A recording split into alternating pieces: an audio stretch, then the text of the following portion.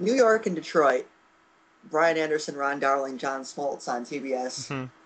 with Tom Verducci on the sidelines. Yes, Tom Verducci And, doing Sports Illustrated prose on right. every report. And Dan Schulman and Oral Hershiser on ESPN Radio. Hmm. Your umpiring crew, Jerry Davis. Jerry I was Davis. going to correct you. Correct. Tony Rendazzo, Eric Cooper, Dan Iasonia, Ted Barrett, and Bill Welke. Nobody I really know on this crew, so that's a good thing. Yeah, that's how you want your umpires to be. That's how you want your umpires to be. I'll preface this by saying that I think pretty much everybody in the AL is flawed. It's a very flawed field this year, Okay. in my opinion. And we'll go over in this series, and we'll lay out the pitching matchups. This starts Friday in New York with the Verlander-Sabathia matchup that everybody's been waiting for. Yes.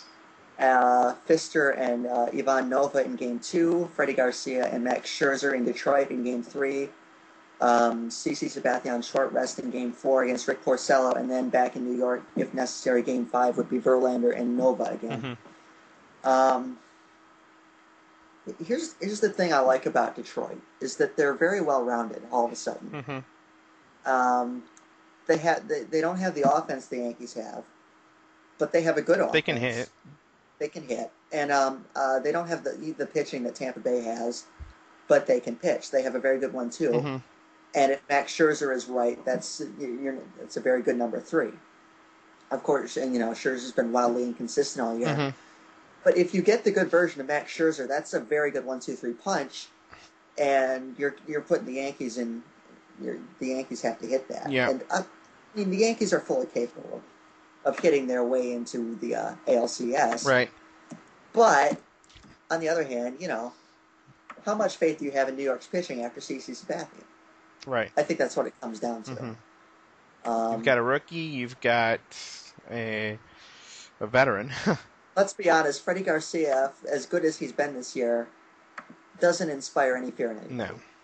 He doesn't. I mean, it's a fact of life. He just, throws his junk ball up there and he gets people out. The Tigers beat him. The Tigers won this season series 4-3, but that all happened before the end of May, so I think it's largely irrelevant. Sure. And I will bring up this. I don't really like career numbers against somebody because a lot of them were posted against players that are no longer playing for that team. Right. But it's worth noting that CC Sabathia does have a mid-4 ERA career against the Tigers. They're familiar with him. He was an Indian for a long time. They've done a fairly good job hitting left-handed pitching this year. They hit lefties well. They can throw. Cabrera hits everybody well. Cabrera has really gaudy numbers against Sabathia. Martinez obviously can switch hit. You can throw Delman Young in there, who can hit lefties pretty well. Peralta actually has a reverse split, I think, without looking it up. And I know you've been concerned about the defense with Detroit, but New York's defense isn't anything awesome. Right. I mean, Granderson in center is solid. I mean, I think their defense is solid. They're not really flashy. Martin's got a good arm behind the plate. Teixeira is one of the best at first. A-Rod isn't what he was at third, especially with the, Right. I know that, he's getting older. He's 37. Jeter isn't what he was at short. He can still make the jump throw, but the range is definitely diminished. Cano's good. Sometimes he doesn't get his, stuff he should, but Cano is really good. Gardner can cover a lot of ground. Granderson is pretty good. Swisher's average, I guess. He's pretty even at catcher defensively, too. Yeah, Avila's got a decent arm. The problem with the Tigers, Delman Young on left isn't good. Magler Ordonez on right isn't good. Austin Jackson can make up for some of that, but you don't want to rely on it. Peralta fields everything he gets to, which could either be a compliment or a criticism, depending on how you want to look at it. Depending on who the Tigers start second, Rayburn and Santiago. Rayburn can do really stupid things with baseball sometimes. I've always said that Rayburn has decent range. It's just when he gets the ball is when the stupids happen sometimes. Betemeet's not good defensively, Inge better, but Betemeet's got the better bat. Cabrera at first, average to below average. He can make some nice plays down there, but he doesn't have the great range from a first baseman. So yeah, I could see the Tigers' defense honestly costing them the game in the series. It wouldn't shock me. At the same time, you have to look at the pitching. And quite frankly, in all honesty, I like the Tigers 1-2 better than I like the Yankees 1-2. Right. I think Verlander can beat Sabathia. I mean, Sabathia is capable of shutting down a lineup on any given day. Sure. But so is Verlander. But so is Verlander. I think Verlander can beat Sabathia. My one concern about Justin Verlander in this series is that the Yankees are a team that's capable of fouling off pitches, driving up pitch counts, and Verlander's falling into that in the past. Yeah. And obviously, if they can get him out in like the 6th, 7th inning, that's a win for the Yankees. Mm-hmm. Even if the Tigers' bullpen is solid in the back end, which it has been, And the way he finished out the season. Yeah, Verlander wasn't exactly in the form that he was. I mean, he was good, but he wasn't, He was getting some pretty sweet run support. Right. The Baltimore game wasn't so good. He had some good starts down the stretch, but he didn't look immortal like he did at one point over the summer. Mm-hmm. So, I mean, Verlander can beat Sabathia, no problem. Absolutely can. Mm-hmm. But, it's just you're a little worried about them driving up the pitch count. You're a little worried about him maybe being too amped up. What they'll tell you is you don't want to see Verlander throwing the 94, 95-mile-an-hour fastballs in the first inning. Right. You want him to be able to come out at 90, 91, 92 and be able to save that for when he needs it. So, it'll be interesting to look for in Game 1 to see how he responds because he hasn't started a playoff game since 2006, and he was a very different pitcher then. Mm-hmm.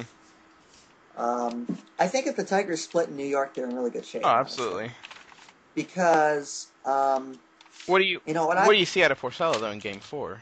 I don't know, and that's the problem, is that lefties hit over 300 against Porcello, and they can throw Cano at you. Teixeira's a switch hitter, Granderson's a left-handed hitter.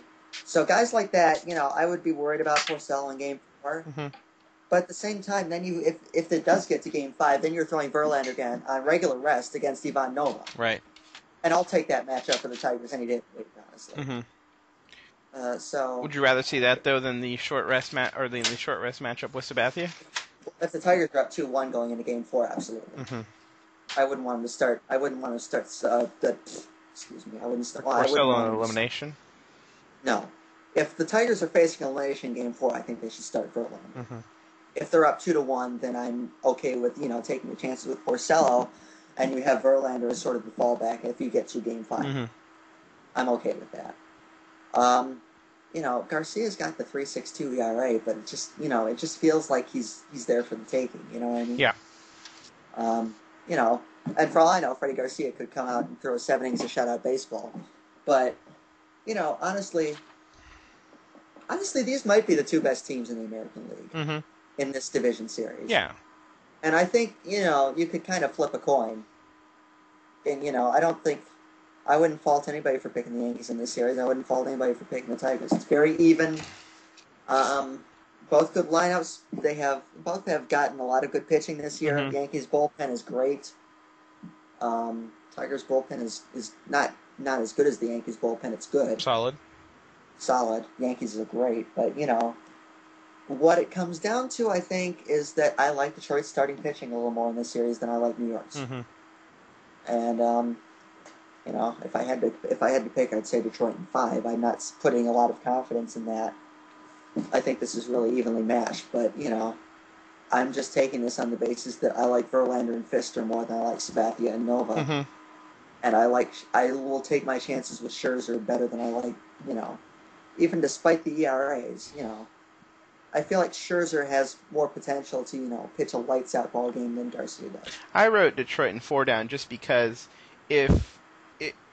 if you really do like Verlander and Fister and have them take both games of the series, then you're asking to split between Scherzer and Porcello. Right. Split at home. Yeah. Yeah. So I could see that happening. Mm-hmm. I could just as easily see the Yankees win this series. I'm going Tigers in 5. That's just me. But yeah, that's going to be a really, really good series. Mm-hmm. And Game 1's going to be big. If they beat Verlander, then there's a lot of pressure on Doug Fister in Game 2. Right. To get that split.